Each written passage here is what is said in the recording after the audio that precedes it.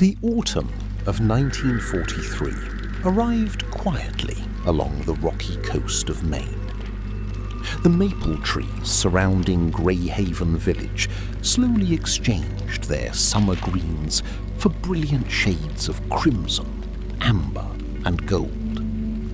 Every morning, cool ocean winds carried the scent of salt water through the narrow streets, while fishing boats returned to the harbour with their wooden decks shining beneath the first light of dawn. To most people living there, life had become a careful balance between hope and uncertainty. The Second World War still stretched across distant oceans. Nearly every family in Greyhaven had someone serving overseas. Some waited for letters, others waited for ships. Many simply waited, praying that tomorrow would bring good news instead of another telegram. Yet high above the sea, where the cliffs overlooked the endless Atlantic Ocean, life inside Greyhaven lightened. Each morning, before sunrise, Thomas Whitaker woke to the gentle cry of seagulls circling outside his bedroom window. He rarely needed an alarm clock. After 20 years beside the sea, the ocean itself had become his clock. He quietly dressed in his thick navy wool sweater, heavy canvas trousers, polished leather boots, and weathered lighthouse coat. Before anyone else awoke, he climbed the spiral staircase to extinguish the great lantern that had burned faithfully throughout the night. As always, he paused for a moment in the lantern room. He looked toward the endless horizon. Ships had already begun disappearing into the morning mist. Thomas removed his cap, not from habit, but from respect.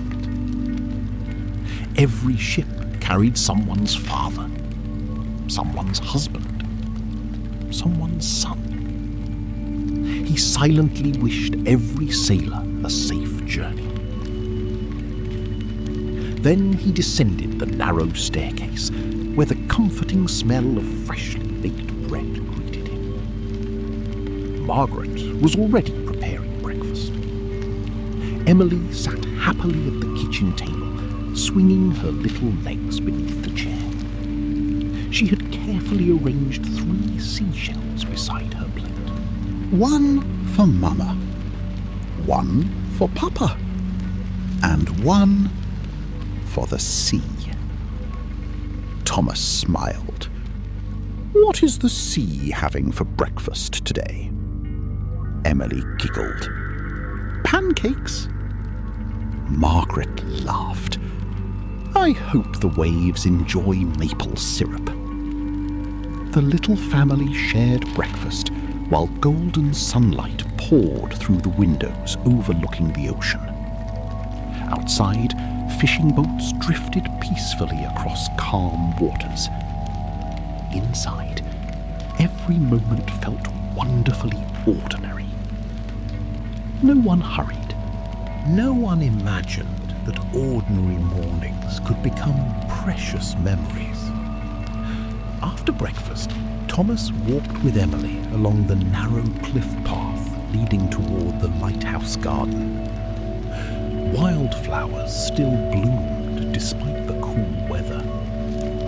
Emily carefully collected smooth stones from the path. Each one, she insisted, had its own story. She held up a perfectly round white pebble. This one came from the moon. Thomas examined it seriously. I believe you're right. Then she found another. This one crossed the whole ocean. Thomas nodded. It must have been a very brave stone. Emily slipped both into her small coat pocket. She wanted to keep every beautiful thing she found. Sometimes, children understand treasure better than adults. Later that afternoon, Thomas began preparing the lighthouse for another night. He cleaned every lens until it sparkled. He inspected the heavy clockwork gears. He refilled the great oil reservoir. Emily followed him everywhere, asking endless questions. Why does the light turn? So every sailor can see it. Why is the glass so shiny? So the light can travel farther. Does the lighthouse ever get lonely?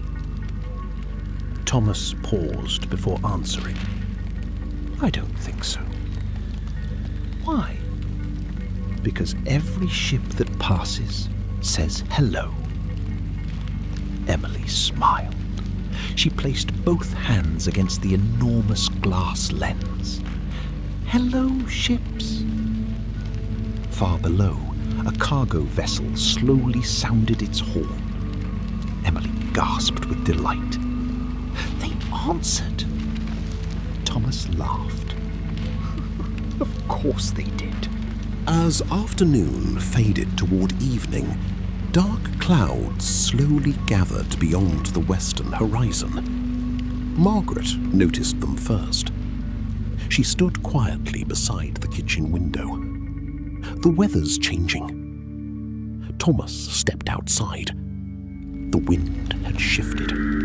Cold, heavy, restless. Far beyond the horizon, the ocean had begun turning the deep grey colour that experienced sailors feared.